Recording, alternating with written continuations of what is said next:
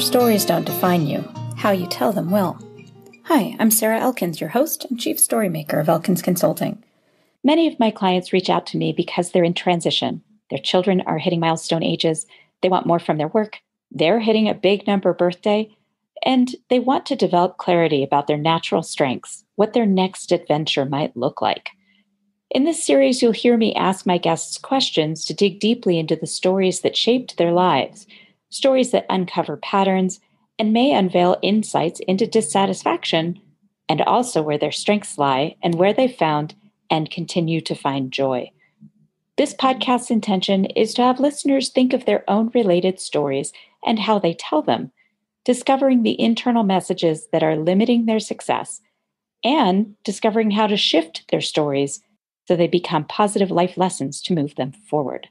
If you're curious about what it would be like to work with me, visit elkinsconsulting.com and schedule a one-time 90-minute Strengthsfinder session. The guest that I'm highlighting today on Your Stories Don't Define You, How You Tell Them Will happens to be somebody I met on the Givitas platform, which is a reciprocity style platform. And I asked him for some help. He generously agreed to it. And then he agreed to be on my podcast. So I'm so grateful. Scott, thank you so much for joining me today. Sarah, it's a pleasure to be here. Thank you for having me. Well, absolutely. There's something about amplifying voices of people that need to be heard that makes my job as a podcast host much, much simpler. Last year, I was definitely into amplifying the voices of people of color and marginalized voices. This year, I'm really more focused on scientists, and many of those are people of color as well. And today, I get to amplify your voice, a scientist who is actually speaking for other scientists, which makes me really happy. So, Scott, you know this question is coming. I always ask my guests to share something about themselves that most people might not know about them. So what do you think? You have something to share? So, well, most people might know that I'm a chemist and have achieved a PhD in chemistry and worked in chem labs for most of my career. What they might not know is, how did I get onto this path of being a chemist? And it's an interesting story that I'm happy to share. So think back to when you were a young teenager, all the chaotic thoughts of being a young teenager. I'm 13 years old. I'm participating in a church youth group. We go on a visit to visit another youth group in another city, and there's a night stay over. And so we are with another family. And there's 3 or 4 of us from the youth group who stay with this family. And over dinner that night, the father of that family talks about what he does. And he's a chemist and he works in cancer research. And I was enthralled. And here I was, 13 years old, never met a scientist before, never talked to a chemist in my life. And I go home the next day and I tell my parents, I'm going to be a chemist. And they look at me like, what is that? And why would you want to do it? And so I tell them the story. And, I was 13 years old when this idea of being a chemist was sort of presented to me in an eloquent and interesting way. And now, I'm approaching 60 and I'm still on that path. And, I'm very thankful for that individual who shared his story, and it impacted my life in such a big and important way. And I've never second guessed it, right? I've never been on another path, and I embraced that path completely. And it has been really good for me in many ways. Wow. 13 years old, you knew what you wanted to do. Yes. That is so impressive. I don't know. I only know maybe a handful of people in the thousands that I've met in my life that knew at that age what they wanted. I love that story for so many reasons.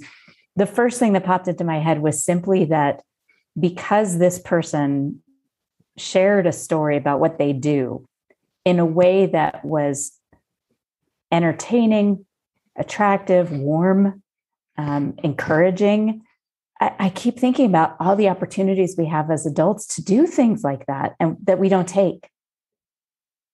What did your parents do? I mean, did they talk about what they did?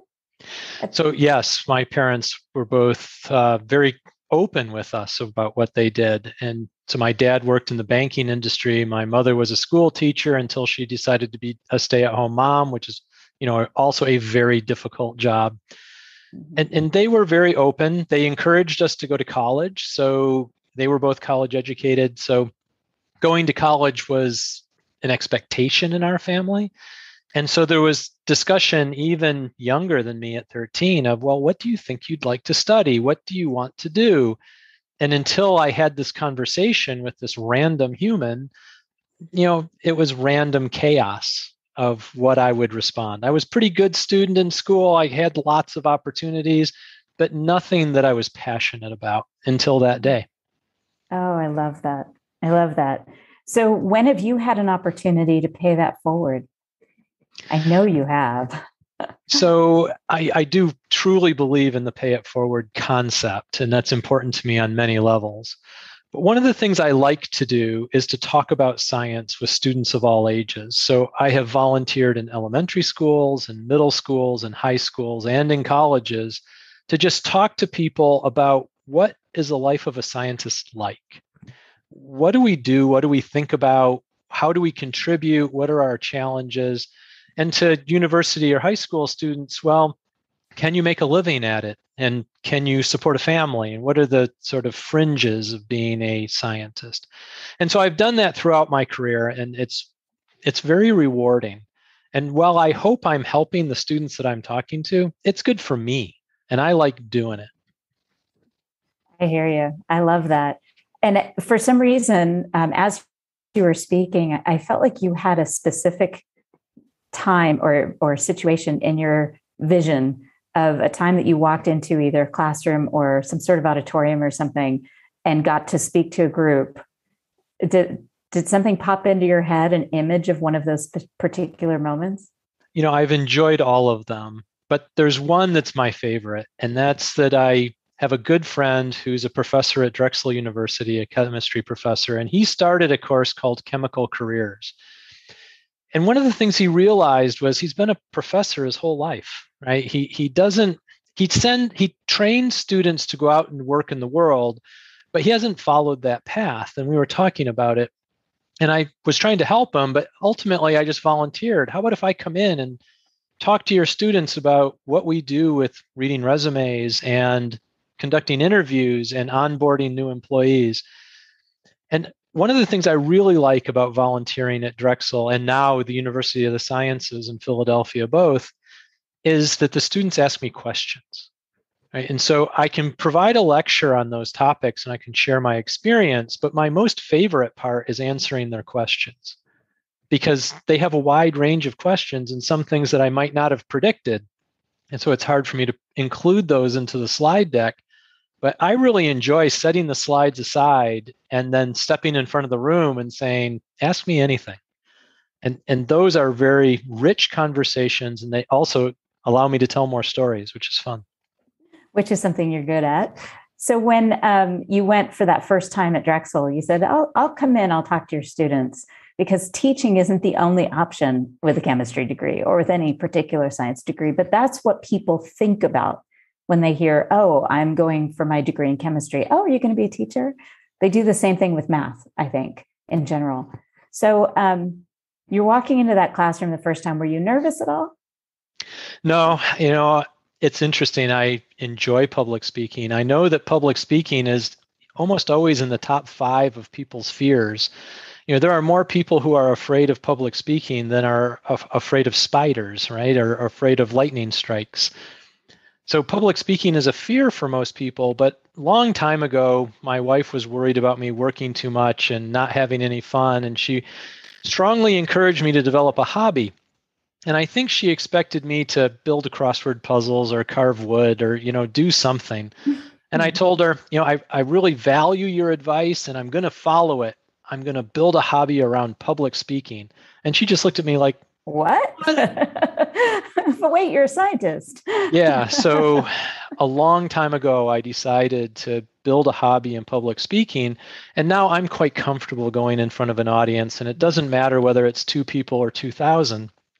It's a skill that I've developed and it's something that I wanted to do. And it gives me a lot of pleasure and I enjoy it. No, I can tell. I can definitely tell. So I keep wanting to come back to this first experience. and the questions that were asked when you were standing in front of that first class talking about what science looks like in the world outside of academia. Can you walk me through that experience? It's interesting how students, especially ones who haven't worked, right? They went straight through from high school to college. They only have the perspective of the profession through the papers they read and through the labs that they take on campus. And it's very hard for them to get an impression of the broader ways that scientists can impact businesses, companies, the world around them. And I try to just pick out some points, right? To talk about a friend of mine who did a PhD in chemistry, but then went to law school and became a patent lawyer, or the friend of mine who did a PhD in chemistry and then became a salesperson. And there's all these different paths. And just being able to pull the curtain away and open up a much broader spectrum of activity to them is fun to me. And then to get them thinking, right? It's about, what are you passionate about? And how can we link up then something they're passionate about with a career in science? And whether that's something about climate change or equity or underrepresented individuals, there's still a path to do that and to do science. Definitely. There's so many pieces of this that I'm enjoying. And one big one is this whole idea of telling students or helping them to understand what their day might look like with a degree in one of the scientific fields. Because I think every field needs to be represented that way in schools and among students, starting at a very young age. This is what my day looks like. I remember my dad was in the printing and publishing industry, and I used to go to his plant with him when I was a little girl. And I remember I can still walk into a copy shop and have these incredible memories come back to me from the scents and the sounds of copiers and the paper and the ink. I mean, you can smell it. It's a distinctive smell. And then at 13, I got to go in and work in the hand bindery. So I knew what that looked like. I watched him interact with the print people and all the hand bindery people and the people who did the shipping. I even did opaquing. Do you remember back in the day? They had negatives and images, and you would have to fill in any white dots that weren't supposed to be there with black ink with a light table underneath you. And that was long before desktop publishing. And I did that one summer on a motorcycle magazine. But I remember thinking, okay, this is definitely not something I want to do for my career. But I got to experiment with it. And a lot of my friends didn't do any of that. They didn't work at a restaurant when they were in high school, or they didn't get to go and work in a printing plant and do hand bindery in high school. And I think that's why I'm so attracted to what you're talking about with that, the being able to go and talk to students. So do you remember any particular students that you had that impact on, or anything later on that you found out you influenced that you didn't know at the time? So let me not answer your question directly, but answer it indirectly. There's a book I really like called This Is Day One by Drew Dudley. And in that book, he talks about what he calls a lollipop moment. And this is one of the most viewed TED Talks that are out there. Drew Dudley, lollipop moment. He tells a story about an interaction that he had with a young woman on campus when he was in academics. And in the book, he tells us that he has no memory of this event. But years later, he was contacted by her and invited to her wedding as a profound influence on her life. And he got the invitation and did not know who she was. But he reached out and she told him the story of what he had done for her on her first day at university, and it changed her life. And I won't tell the whole story because Drew tells it much better than I do. And I'll encourage you to go find the lollipop moment. But after being exposed to that concept by Dudley, I'm now seeking lollipop moments, right? What are moments that are not that important to me? You know, they're just part of my daily activity, but have a profound impact on the other person. And then vice versa, what events in my life have had a profound impact on me? And can I tell someone that it was a lollipop moment? So for example, I've been seeking that man who influenced my life at 13, and the trail is too cold. I can't find him, right? I would love to tell him that you guided my life. You created a very successful career and a very happy person.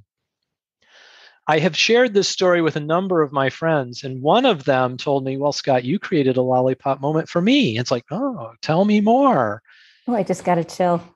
About she had been in a negative work environment, a negative work experience, was worried that she was going to get fired, was worried that maybe she was going to quit.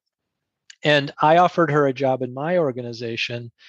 And when I did that, I asked her what she wanted to do, which nobody had ever asked her before. And she said, I'm close to losing my job. I'm just going to tell them the truth. And so she communicated what she wanted, and I was able to make that happen. Not because I was better than her current boss, but because I could think creatively about how to use her strengths and her skills to solve real problems that I had. And she went from, I'm worried about getting fired, to being a high value, high performing employee. And the secret for me was use her in her strengths and ask her and talk to her and engage with her about how she did her job. And I just doing what I do. And I didn't realize it was different until she stopped me after I told this Drew Dudley story and said, wait a minute, you did a lollipop thing for me. You changed my life. You turned me from somebody who was struggling and scrabbling and worried about being able to perform to somebody who performed well and had confidence. And in the end, she worked for me for, 10, 12, 15 years, something like that. Wow. And she never had the same job for more than 6 months in a row because there was always a new need. I had always had multiple needs, and she was somebody who could talk to me about what she wanted to do, and she would jump at those needs, and she became a key member of our staff. Oh my gosh. That speaks to everything that I do in terms of Strengthsfinder and understanding what really feeds people. And when you feed them, when you nourish those strengths and you help build their confidence, they can do anything. I love that. She clearly has adaptability in her top talents because she needs to change. She needs to switch gears. She needs to feed that. Maintenance is not her thing. And for me, excellence is part of my core values. And so I've learned that by understanding, growing, and developing strengths, we can reach excellence. Fixing weaknesses only breeds mediocrity. I'm not interested in mediocrity. And so I'm willing to work with people to use their strengths in order to reach for excellence, which is important to me. I love it. I love it. Just got to chill. And I love the whole concept of lollipop moments because I know I have a few. I actually sent a holiday card with a picture of my family to a doctor that treated me when I was in college. And he was so kind and respectful toward me when I was in a difficult situation that 20 years later, there I was with my own, not even 20 years, I was there with my own family living in Montana and found him and physically wrote a thank you card to him. And he actually wrote me back a little postcard letting me know how meaningful that was. So those lollipop moments, being able to look back and say, this person was such an influence on me. And then, I know you probably know this. Melissa Hughes does a lot of work around neuroscience and gratitude.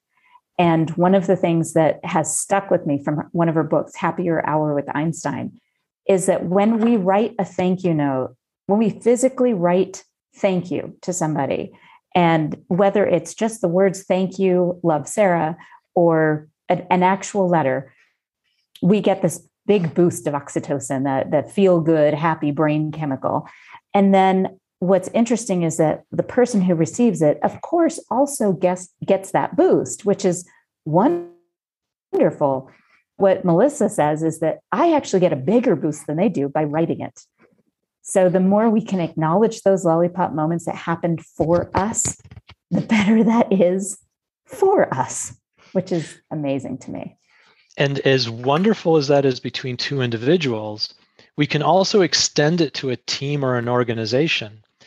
So one of the things I did in my last role is I instituted a gratitude jar in the business. And a bunch of the creative, crafty people decorated it, and we put it in a center point of prominence.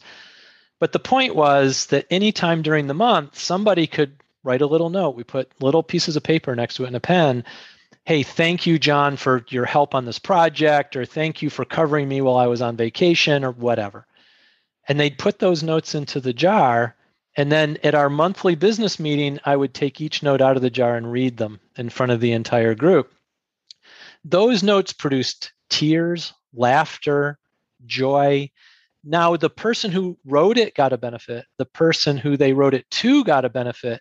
But everybody in the organization got a benefit because they saw the positivity going on between the two individuals. Right. It was great. I learned that trick from the Center for Positive Organizations at the University of Michigan. And that has been a nice win in our team, in our organization. Wow. So that was your former job as lab manager, correct?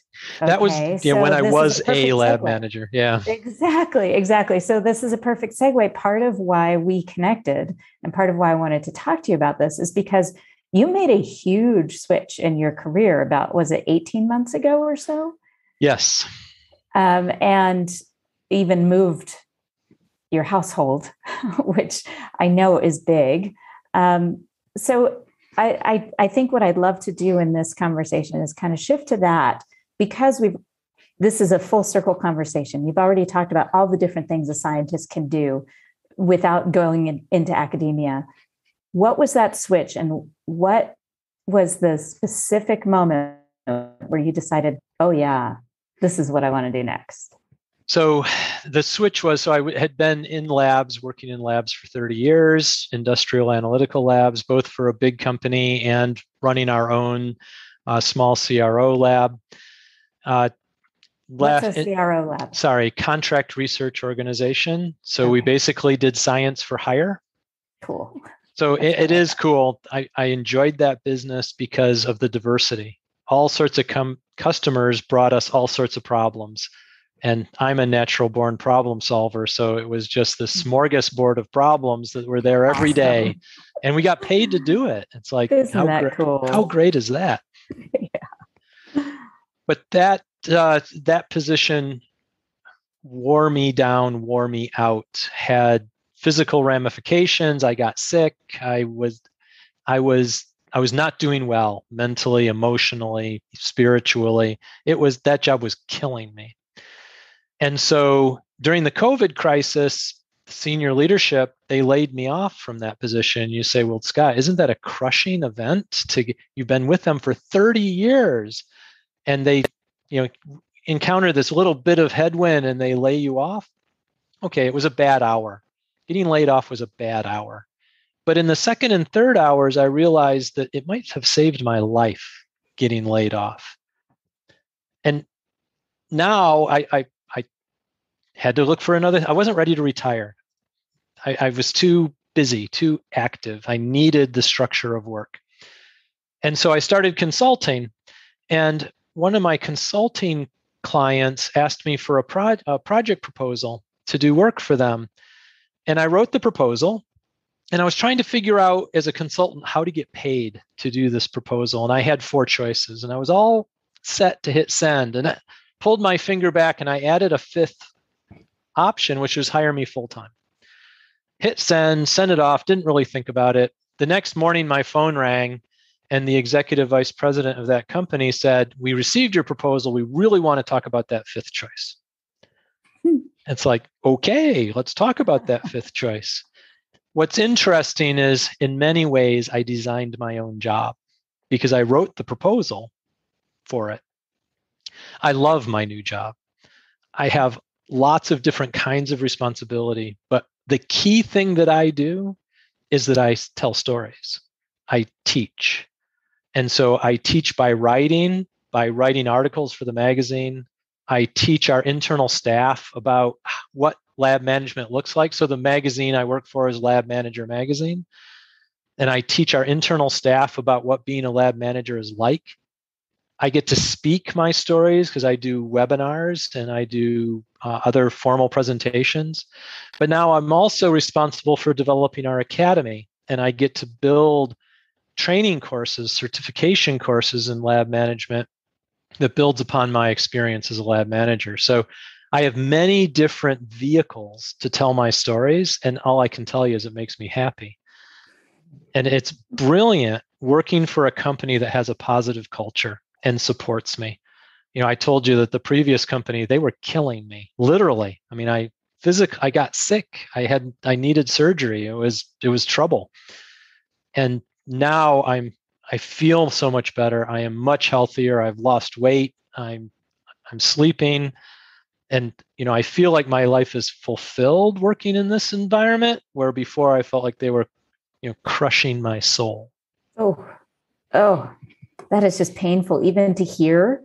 I mean, I'm feeling your pain. I can sense it. It's like you're exuding this reality of what your job was before.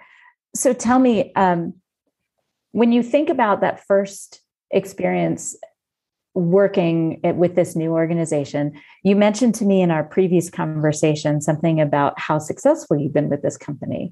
Can you just share a little bit about what has changed for them as a result of having you there? So this is a team effort, and I love working with the team, and all of them have contributed to this success. But interestingly, business success correlates with my arrival. Could they have achieved it without me? Sure, maybe, but it correlates with my arrival. And I think there's a couple of things that go on. One is that they needed another senior leader just to keep things going, right? They're growing fast. They needed another senior leader to reduce the burden of leadership. But perhaps the biggest thing is I've injected a lot of confidence into the business, because I am the subject matter expert now on the thing that everybody in the business is trying to accomplish, which is to communicate important things to lab managers. And I have a lot of experience doing that, both being it and doing it. And I can just see the confidence level of our editors go up, and the confidence level of our sales team go up, and the confidence level of our leadership team go up, because I'm able to confirm and validate the things that they're trying to do, and to maybe set aside some of the things that weren't working.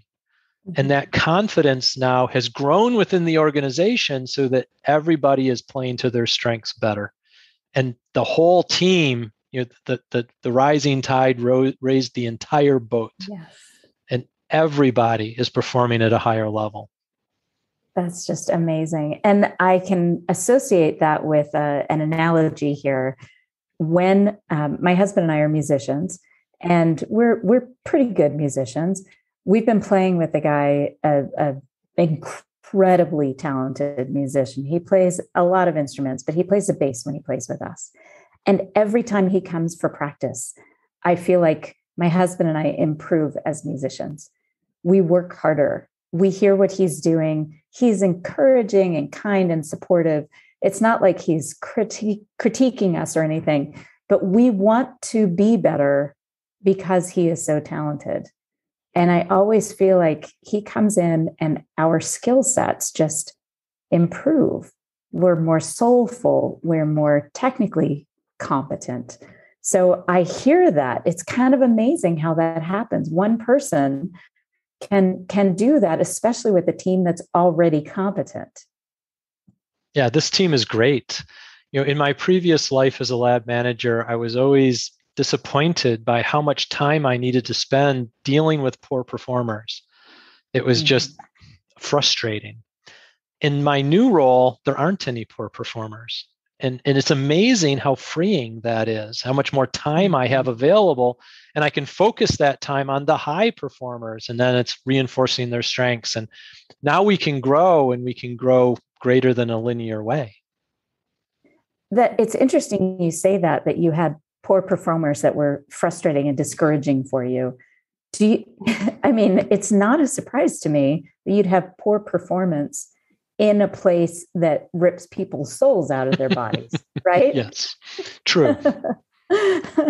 And I don't know who needs to hear this, which of our listeners needs to hear this, but if you are in a place where you feel like your soul is being ripped out of your body, there are better places for you. There are places where you can soar and again, rise that tide with all the others in the ocean.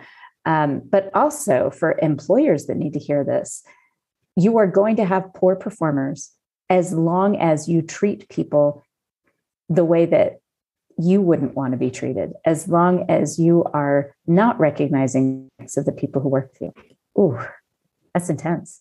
You think about the difference in culture in those two organizations. Absolutely. And in any business, people costs are the biggest costs. And so even if you think about it through a financial lens of these people are cost, then what are you doing to recoup that investment? And how are you treating those people in order to enable them to get the best out of their role, which means they'll deliver the best for the organization? I think the pandemic has been horrible in many ways, but it's also a changing point in how we work.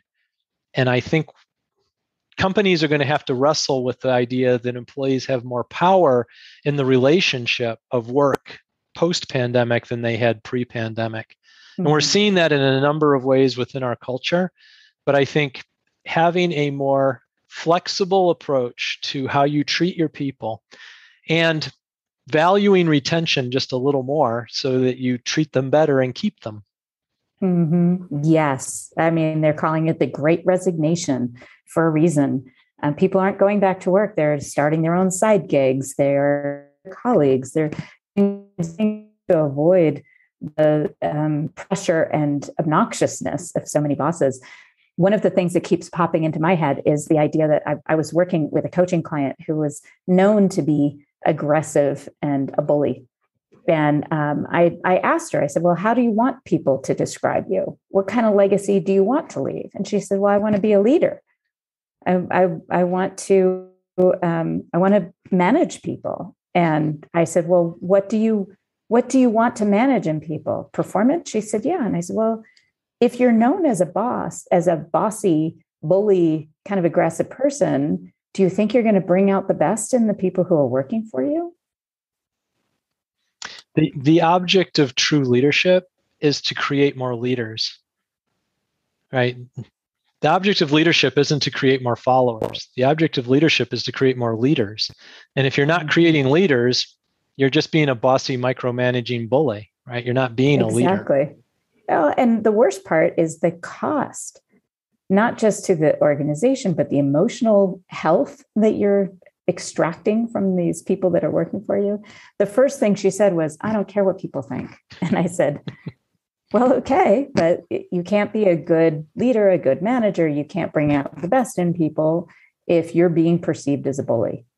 That's just the way that it is. It's an interesting exercise. My father always read the newspaper every day, and I learned to read the newspaper at his knee. And I can remember being little enough to sit on his lap to read the newspaper together. And he read every page, which included the obituaries. And so I'm a habitual newspaper reader, and I read it all, including the obituaries. It's an interesting experiment to write your obituary.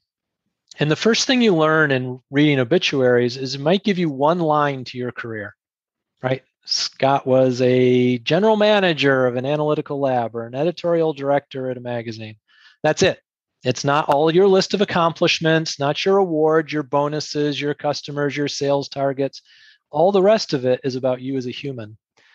And so what are you going to write? And what is somebody else going to write about you? And if it turns into something that's really short, well, that's data. Yeah. That is definitely, it should be an alarm bell going off in your head for sure. I think about that a lot, not in a morbid way, but in a legacy way.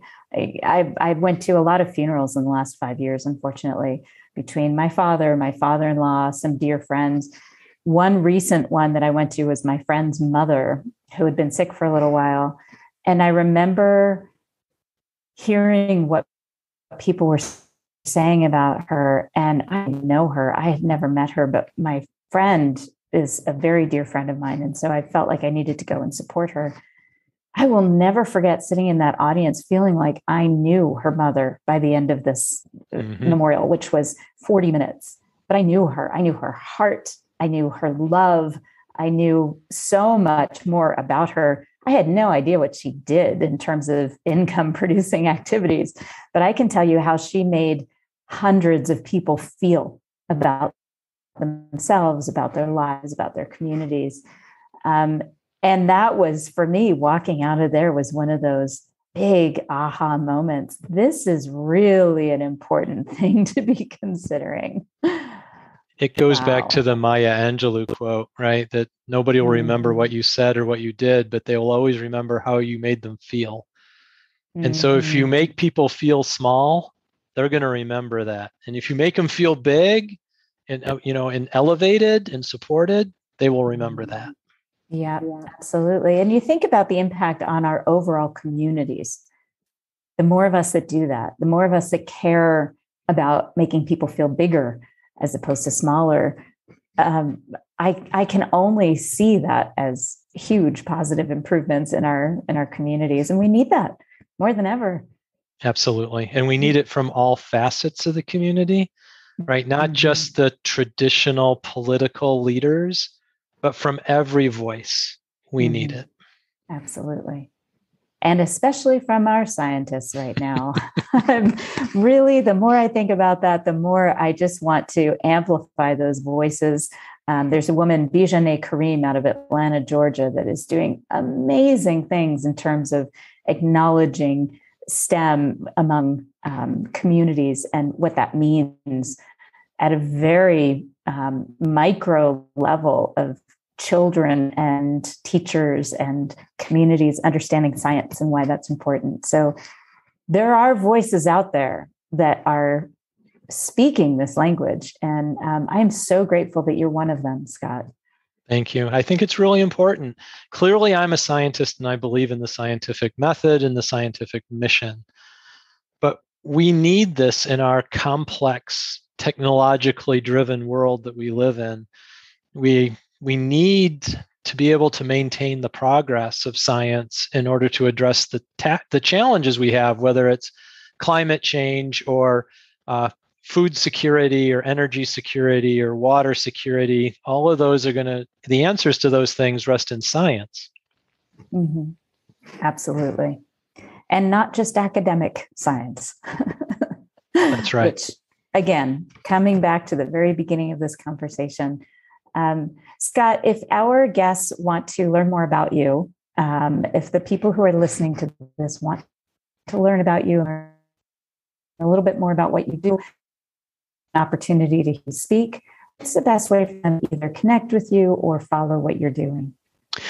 So probably the easiest way to connect with me is on LinkedIn. And I think, Sarah, you have my LinkedIn connection. So I enjoy meeting people and engaging in these kinds of conversations. And LinkedIn is a great entry point. If you want to know more about what we're doing to communicate science through Lab Manager, you can go to the Lab Manager website or to the Academy website to learn more about how we are trying to train lab managers. And those are other entry points to get to me and to see what we're doing and to join the conversation. Perfect. And for our listeners, don't stop the recording to go grab a pen. I will include these links in the show notes associated with this podcast on elkinsconsulting.com. Scott, thank you so much for joining me today. It's been an absolute pleasure. Thank you for having me. This was really a joy for me, and I'm glad that you had me on. Are you ready to start your story portfolio so you have the right story ready to share when the opportunity presents itself? When you're ready to get started, my book, Your Stories Don't Define You, How You Tell Them Will, is available in all the regular places, and the audiobook version is available on Google Play and on my website, elkinsconsulting.com.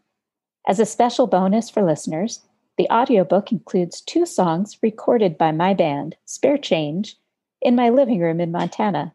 Also on my website is a free podcast interview checklist. It's available to download to make sure you make the most out of your next podcast interview. If you enjoyed this podcast, please feel free to rate the podcast and leave a review. and let me know that you've done it so I can thank you properly. Thank you.